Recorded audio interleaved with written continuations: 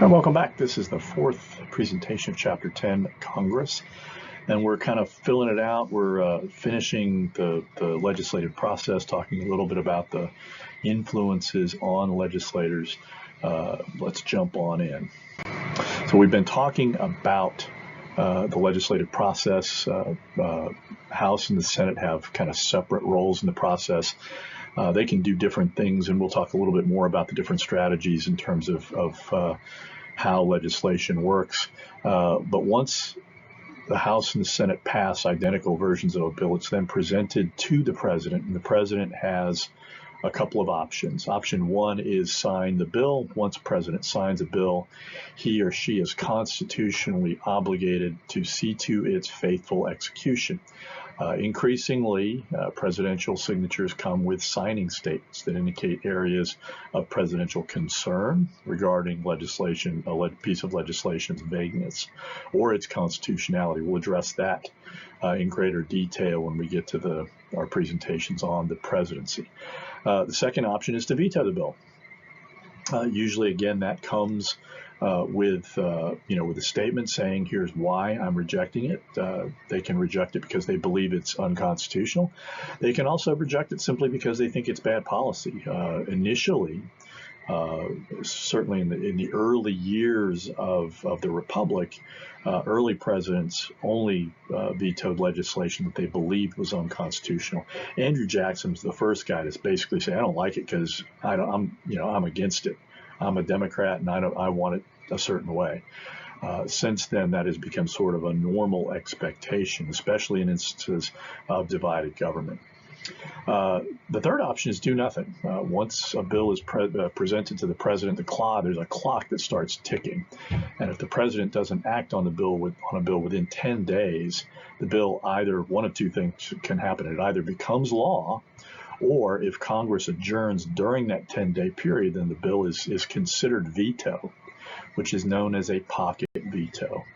And again, that doesn't happen very often, and it can have some strategic value to a president. Increasingly, that's not the case. So is the regular order still regular? The regular order, again, is again this process where legislation is submitted, and then you have a committee process, you have a markup, you have debate, you have votes. The regular order was long and arduous, but it ensured a deliberative process in which many voices were heard, and both the majority and minority had a role to play. Today, bills tend to follow a path described in the text as the new order, which reflects the strengthening of partisanship and the power of party leaders. The missing ingredient in the new order is deliberation and compromise. Calls for return to regular order, ignore the partisan forces that have created a more impositionally based legislative process. Basically zero sum, the majority party wins and the minority party experiences that as a loss. Frequently, you have what is known as follow the leader lawmaking. These are situations where party leaders, rather than committees, control the legislative process. Leaders have a variety of tactics that enable them to move legislation more quickly than the regular order would allow. Again, closed rules, which are also known as gag rules, prohibit most floor amendments and often serve to limit time available to debate the bill. Referring a bill to multiple committees has advantages. It expands the power of party leadership and reduces the power of committees, especially committee chairs. By preventing one committee from blocking a piece of legislation. You also have what is known as ping-ponging, which refers to declining use of conference committees and a tendency of House and Senate leadership to ping-pong amendments back and forth. Again, this strategy strengthened the hand of both House and Senate leadership. And it's not particularly democratic, if you will. So what are some of the influences on congressional decision making? There are both internal and external factors. The internal factors include members' party leadership. congressional colleagues, and the president. External factors include legislators' constituency and various interest groups. External factors, also the fact that while members of Congress pay attention to their constituencies are often not paying sufficient attention to them. Members of Congress are highly attentive to certain interest groups, which raise concerns that increasingly close financial ties have a quid pro quo, which is Latin for this, for that kind of aspect to them. Party leaders will often whip the vote, which again is use of the leadership to basically put pressure on members to say, I know you think you can't vote for this, but you better. Here are some of the things that we can do for you if you vote for it, and here are some of the many things we can do to you in the event that you push back on leadership. Members' colleagues can often exert influence over how they vote on certain bills. Appeals to the media can put, kind of external pressure. A call from the president, who is the member of the president's party, to a member can oftentimes have a significant impact. So how Congress decides, the idea of party discipline, and one thing that's happened with partisan polarization is you've had a lot more of what are known as party unity votes, and that is the situation where almost everybody in the Democratic Party votes on one side of a bill, and almost everybody in the Republican Party votes on the other side. It used to be, again, if you look at it back in the 1970s, and also kind of to some extent in the 50s, you saw a lot more instances where there was more compromise. There was simply more. There were more avenues for moderates within both parties to act as deal makers and to get bipartisan coalitions formed. Since the last party realignment in the 1980s, when Southern Democrats defected to the Republican Party, ideology has really erected an enormous barrier between the two parties for the formation of bipartisan coalitions. And that's again too bad. Because again, it makes it a lot harder to govern when you not only think the other party is mistaken, but when you think they're evil. It really creates a problem. So Congress oftentimes in this kind of environment has difficulty making decisions. The 116th Congress from 2019 to 2020 was the least productive legislative session in modern history. They only passed 163 pieces of legislation. In recent years, again, Congress has had difficulty lifting the debt ceiling, which on multiple occasions has threatened to cause default on some or much of America's debt. And again, that reflects the increasingly zero-sum nature of congressional conflicts, where it's essentially Congress is playing chicken with our currency. And again, I think to some extent it's a violation of the 14th Amendment. So while critics argue that America's legislative branch is too slow and cumbersome to deal with crises, Congress has oftentimes demonstrated the ability to act quickly in the face of real problems. COVID-19, they passed the CARES Act very quickly. When the subprime mortgage meltdown happened, they acted decisively and quite quickly. Congressional polarization reflects the broader nature of partisan polarization in American politics. But again, people look at it and they recognize that there are times when inaction can cause them to be blamed, and that's when they get off the schneid and get to work. Congress does more than pass laws. In addition to the legislative power, Congress has several other authorities related to governance. As I mentioned in an earlier presentation, the Senate enjoys the advice and consent authority for treaties and for executive and judicial branch appointments. There's hundreds of executive branch officials that are subject to the Senate's advice and consent.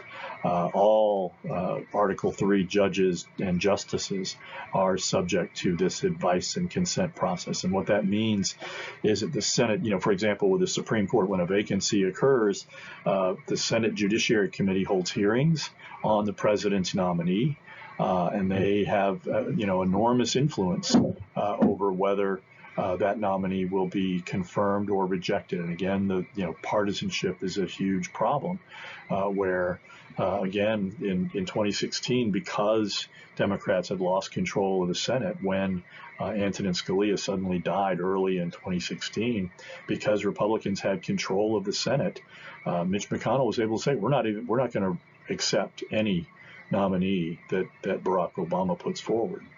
And that gave them the ability. That's why Republicans have this advantage in the Supreme Court. Additionally, Congress has several other powers designed, again, to help it better administer laws. Oversight. Congress has the inherent power to supervise the execution of legislation by executive branch agencies. Most programs and agencies are subject to periodic oversight hearings related to appropriations. And again, Congress is basically saying, you want money for the upcoming year, you need to answer questions. Committees and many subcommittees have subpoena authority, which means they can compel witnesses to come and testify. In recent years, congressional oversight has been deployed as a tool of partisan politics. When the House of Congress is controlled by the party of the president, investigations generally focus on good government oversight and how to improve the execution of the laws. When the opposition party controls either the House or the Senate, oversight often takes on critical overtones and appear oriented more towards harming the president rather than ensuring good government. Examples of Republicans, repeated investigations into then Secretary of State Hillary Clinton's use of a private email server, or Democrats' persistent belief in Russian collusion, illustrate the oftentimes bruising and partisan nature of congressional oversight. Advice and consent, again, this is a special Senate power. They have the power to advise and consent on treaties and presidential appointments. Around 1,200 executive branch appointees are subject to Senate confirmation. Treaty ratification requires 2/3 majority of the Senate, which means you have to get members of the other party to agree to a treaty, which is one reason why you haven't seen that many treaties being being negotiated these days. The last one really was NAFTA. And that was, again, a big battle where Clinton was trying to get the North Atlantic Treaty Agreement, passed. And that was actually a Republican thing, but the Republicans were oftentimes hostile to it simply because it was Clinton trying to do it. Impeachment is an important, powerful power of Congress, and it basically refers to the removal of presidents, vice presidents, and Article III judges, and to some extent executive branch officials. Impeachment is a political remedy for political offenses. Political offenses may but need not be criminal offenses. To date, 3 presidents have been impeached by the House of Representatives. None have been removed by the Senate. And so impeachment is basically a 2-part process. The House impeaches. They make a decision. They hold an inquiry, and they decide whether impeachable offenses have occurred. And again, for the president, impeachment-worthy offenses are treason, bribery, or other high crimes and misdemeanors. The first 2 are essentially political, right? Betraying your country or using your office for personal gain. The other is that kind of grab bag of high crimes and misdemeanors.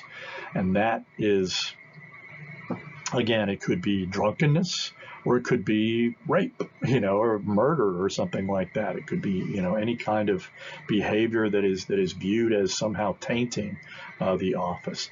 So you had 2 separate impeachments of Donald Trump, and both instances he was exonerated by the Senate because at the time the Senate was controlled by Republicans. And it raises questions as to whether impeachment is actually an effective remedy for political offenses. So what do we think? Does the organization of Congress promote the equal representation of all Americans, or are there institutional features of Congress that allow some interests more access and influence than others? What might Frances Haugen, the Facebook whistleblower, say? What areas of public policy might suffer if Congress continues its polarization and its gridlock? What types of institutional changes would make Congress work better? Some suggest the appointment of citizen commissions to draw district boundaries in order to elect more moderate candidates and make compromise in Congress easier. Others argue for eliminating the filibuster in the Senate to reduce gridlock. What do you think the effects of those kinds of reforms would be? Will continued partisan gridlock continue to hurt Congress as an institution? These are all questions that are highly valid, highly important to think about. So that's it for this chapter. When we move on, when I next see you, we'll be talking about the presidency. I'll see you next time.